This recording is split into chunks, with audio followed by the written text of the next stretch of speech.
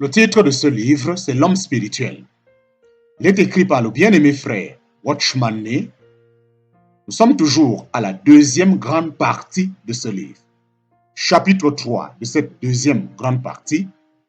Chapitre 3, petit 3. Chapitre 3, petit 3 de cette deuxième grande partie de ce livre appelé L'homme spirituel. Mais d'où vient-elle la puissance nécessaire pour appliquer à nos membres la crucifixion du Seigneur?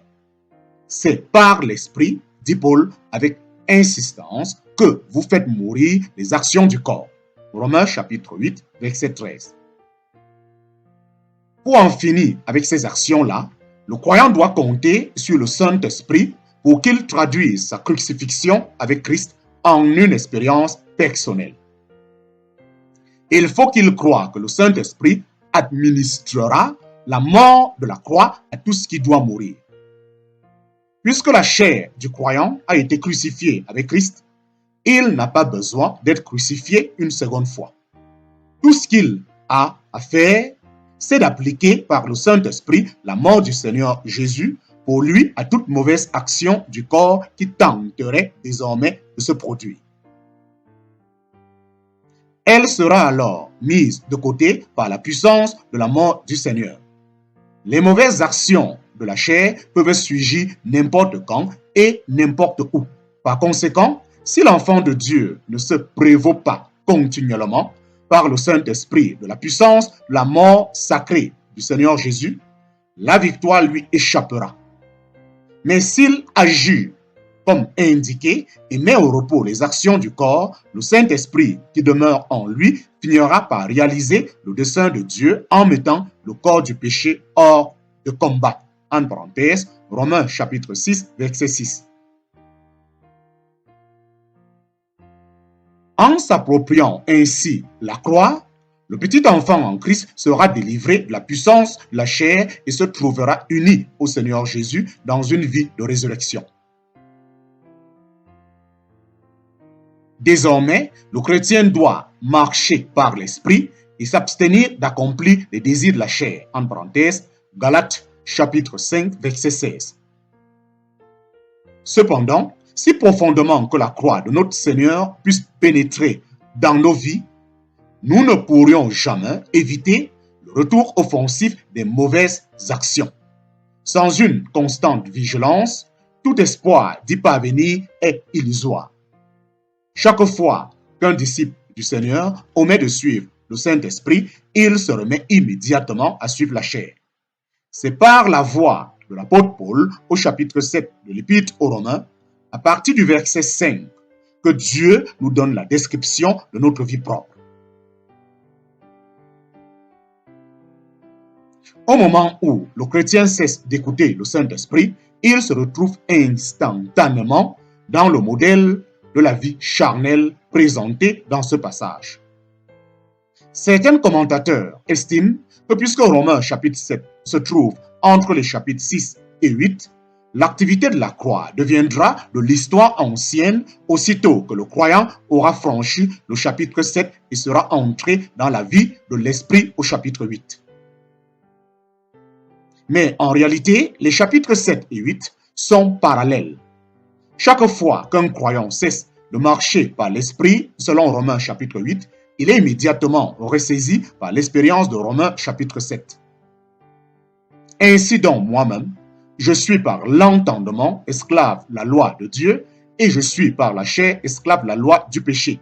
En parenthèse, Romains chapitre 7, verset 25. Vous remarquerez que Paul termine au verset 25 de Romains chapitre 7 la description de son expérience par l'expression « ainsi donc ». Il subit une incessante défaite jusqu'au verset 24 de Romains chapitre 7. Ce n'est qu'au verset 25 de Romains chapitre 7 qu'il entre dans la victoire. Grâce soit rendue à Dieu par Jésus-Christ notre Seigneur. En parenthèse, verset 25 de Romains chapitre 7a. Et c'est après avoir remporté la victoire sur une défaite continuelle que nous l'entendons déclarer « Je suis par l'entendement esclave de la loi de Dieu ». Ce qu'il nous dit ici c'est que sa nouvelle vie désire ce que Dieu désire. Cependant, toute l'histoire n'est pas là, car Paul poursuit immédiatement en déclarant « Mais je suis par la chair esclave la loi du péché ». Et cette déclaration fait immédiatement suite à son chant de victoire du verset 25a. L'inférence évidente, c'est que sa chair est toujours esclave du péché. Quelle que soit la réalité de son assujettissement à la loi de Dieu par l'homme intérieur, quelle que soit l'étendue de la délivrance de la chair, celle-ci demeure inchangée et continue à servir la loi du péché. En parenthèse, verset 25 de Romains chapitre 7. Parce que la chair reste à jamais la chair. Notre vie dans le Saint-Esprit peut aller en s'approfondissant, mais la nature de la chair ne sera pas modifiée pour autant. Elle continuera à être l'esclave de la loi du péché. Si donc nous désirons être conduites par le Saint-Esprit, en parenthèse, Romains chapitre 8, verset 14, et délivrés de l'oppression de la chair, force non est bien de mettre à mort les mauvaises actions du corps et de marcher selon le Saint-Esprit. L'existence de la chair. L'existence de la chair. Notons attentivement ce qui suit. Bien que la chair puisse être livrée à la mort au point de perdre toute son emprise, en parenthèse, afin que le corps du péché fût détruit, en parenthèse, Romains chapitre 6, verset 6, elle subsiste néanmoins.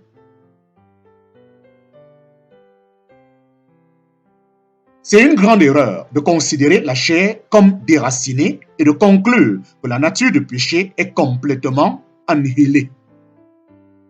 Un tel enseignement est faux et égare ceux qui le subissent. La vie régénérée ne modifie pas la chair. La crucifixion avec Christ n'éteint pas ses ardeurs. La présence du Saint-Esprit au-dedans de nous ne met pas dans l'impossibilité de marcher selon la chair. La chair et sa nature charnelle demeurent chez le croyant pendant toute sa vie terrestre. Chaque fois qu'une occasion se présentera à son intervention, elle entrera immédiatement en activité.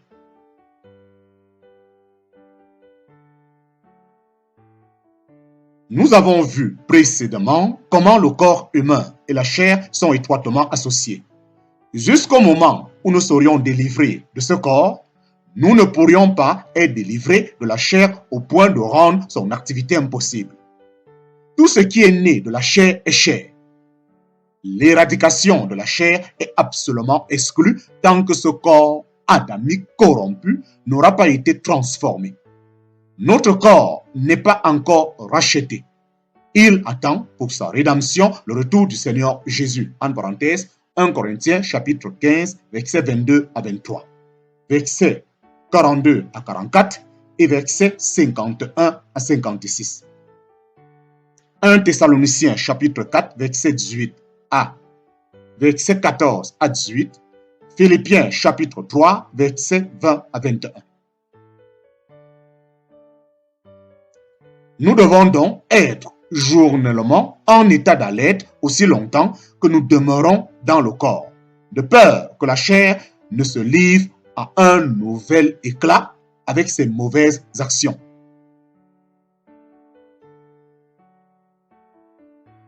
Notre vie sur la terre, même dans le cas le plus favorable, peut être comparée à celle de Paul, qui faisait cette remarque: si nous marchons dans la chair, nous ne combattons pas selon la chair.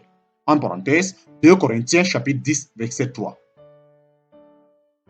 Puisqu'il possède toujours un corps, il marche dans la chair. Cependant, parce que la nature de la chair est si corrompue, il ne combat pas selon la chair. Il marche dans la chair et non pas selon la chair. En parenthèse, Romains chapitre 8, verset 4. Tant qu'un croyant n'est pas libéré de son corps physique, il n'est pas entièrement libre de la chair. Physiquement parlant, il doit vivre dans la chair. En parenthèse, Galates chapitre 2, verset 20. Spirituellement parlant, ce n'est pas nécessaire et il ne doit pas combattre selon la chair. Et si maintenant, par évidence, inférence, et si maintenant, par évidente inférence de 2 Corinthiens chapitre 10, verset 3, Paul, étant dans le corps, reste susceptible de combattre selon la chair. En parenthèse, bien que nous voyons par le verset 4 qu'il s'en abstient. Qui oserait dire qu'il n'a plus de chair capable d'activité? L'œuvre entière de la croix et sa continuelle application par le Saint-Esprit sont donc inséparables. Nous devons prêter une très grande attention à ce point, car il conduit à de graves conséquences. Si un croyant venait à prétendre qu'il est entièrement sanctifié et n'a plus de chair, il glisserait un jour, ou bien dans une vie de prétention, ou bien dans une vie d'indolence dépourvue de vigilance. Cependant, gardons-nous d'émasculer le salut accompli par Christ. La Bible nous informe en de nombreux passages que tout ce qui a été engendré de Dieu et est rempli de lui n'a aucune inclination vers le péché. Mais cela ne prouve pas qu'il n'y ait absolument plus de possibilité d'éprouver de mauvais désirs. Prenons une image.